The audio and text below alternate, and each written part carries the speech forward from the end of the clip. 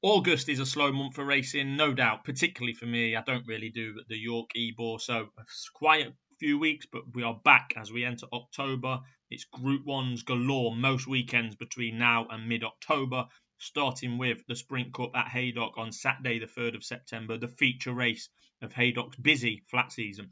One of my favourite races of the season at my local track. I've actually got a decent betting record in it, believe it or not. That will shock many listeners, but I have. Hello, Zane, the Tin Man, Starman got done ahead last year, which really hurt SD and myself. But first things first, as usual with Haydock, the going could be anything between good to firm and soft come Saturday, and that is not the usual throwaway comment in regards to Haydock going. It's a running joke. But it's not a throwaway comment. There is rain forecast on Friday. It might hit Haydock. It may miss Haydock. SD is providing hourly weather updates directly to me, as you can imagine. What you've got to put in the melting pot for Haydock this weekend and the clock of the course there is that they race Thursday and Friday afternoon fixtures. Then Saturday is the big one. Do they water? Do they leave it? There's no rain forecast really for Thursday and into Friday afternoon. It's Friday evening, which I believe is the pinch point, again, according to my weatherman, SD. So, yeah, do they run the risk of running on pretty quick ground Thursday and Friday to try and make sure that if any rain does fall Friday night, it doesn't impact on the ground too much? I've not got a clue what'll happen. I'm no going expert, but it will certainly have an impact on the betting markets. As we stand, there's 19 entered at the 5-day stage, recording on Tuesday night. There's a maximum field of 17. I think we'll probably be close to that. There's always a pretty big field, certainly double-figure field in the Sprint Cup, to be fair. The Antiposter market, as it stands now, Min Zhao is the wrong favourite, if you ask me. He's 4-1, as short as 3-1 with some suppliers. That's the place to start. I think he's got to be worth taking on. I do like the horse. I like Min Zhao. I put him up on this channel about a year ago for the Ascot Champion Sprint.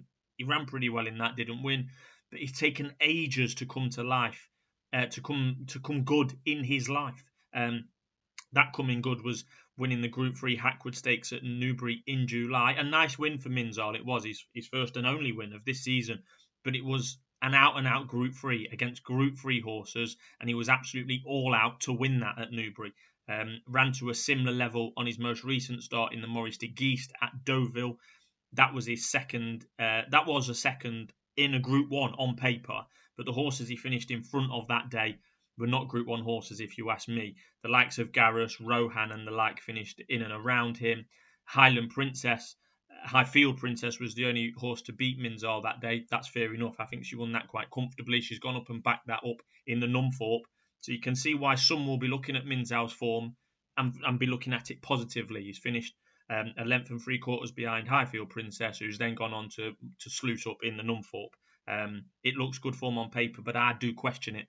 The likes of Perfect Power, who went off favourite for the Maurice de Geest at Deauville, was down the field, to be fair, and didn't turn up. So I think he's worth taking on.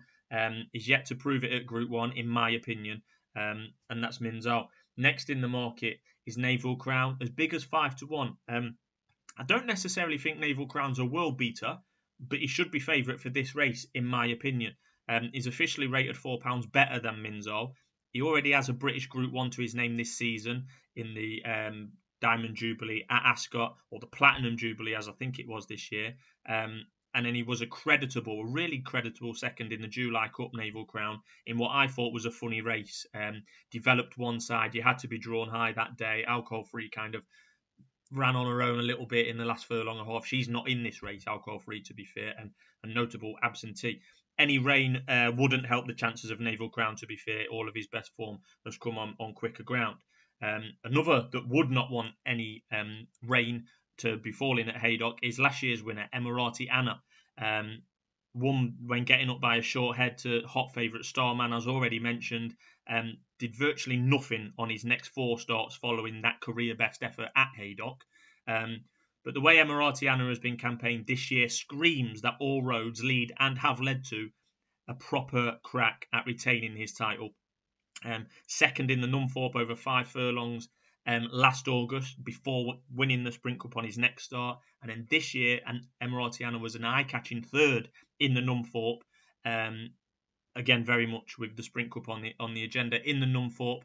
Emirati Anna was kind of drawn away from it.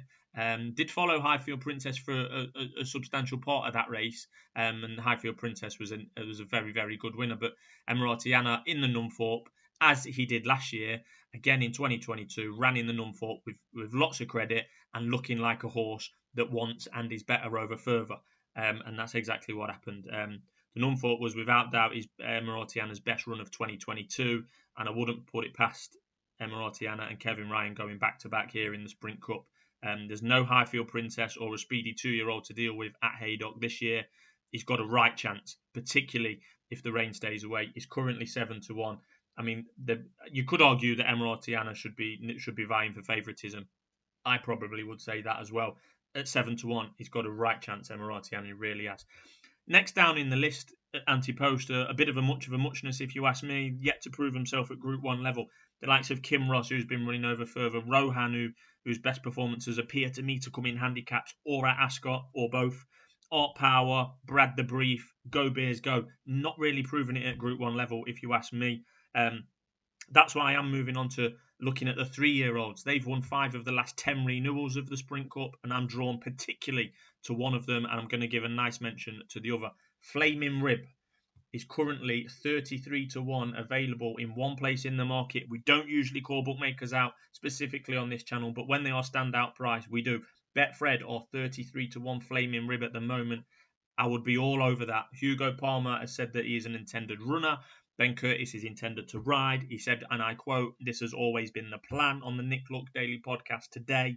And he's ground versatile, Flaming Rib.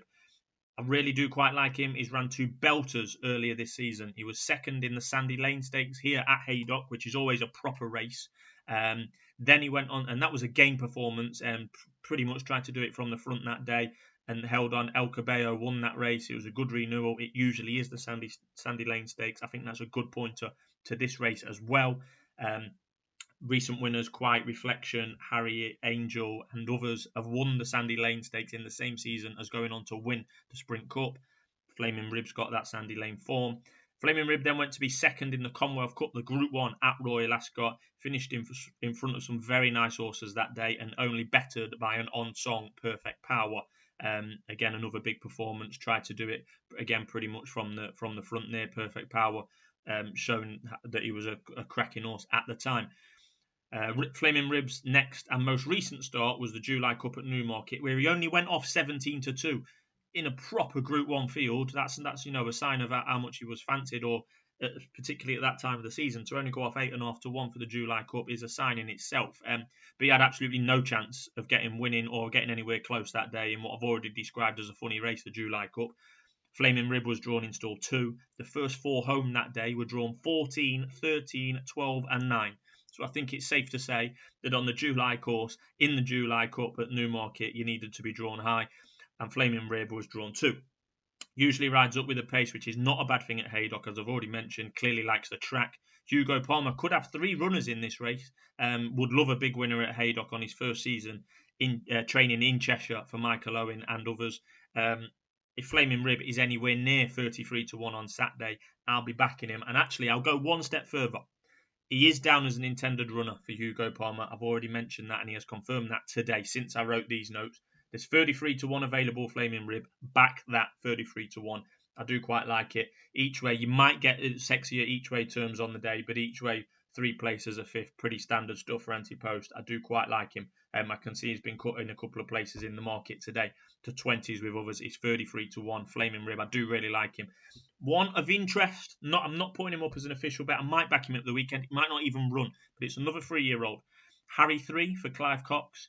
He's actually shorter than Flaming Rib, which I think is wrong, but he's a top price 20-1, Harry 3 at the moment. Has had an under-the-radar season so far, and I can see him being kind of forgotten about in the market. It was an easy winner of a decent handicap at York in June, then absolutely wazzed in a Deauville Group 3 in France. Now, that form isn't up to much, but the ease in which he won that race was pretty taken easily by over 3 lengths. It was a nice performance at Deauville.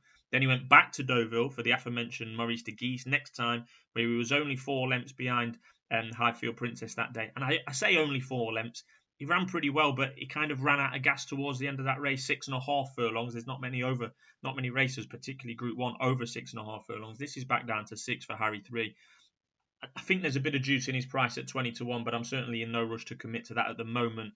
It is a hit and hope type selection on both of them, really, but I think there's definitely more to come from Harry 3 and Flaming Rib to an extent.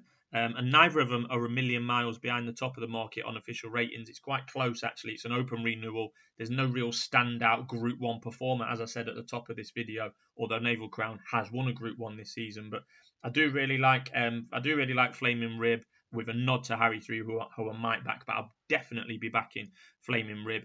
Who do you fancy for the Haydock Group 1 this weekend? Let me know in the comments. Thanks for watching. Plenty of racing and darting action to come on the channel. So thanks for tuning in, and we'll be back soon. Cheers.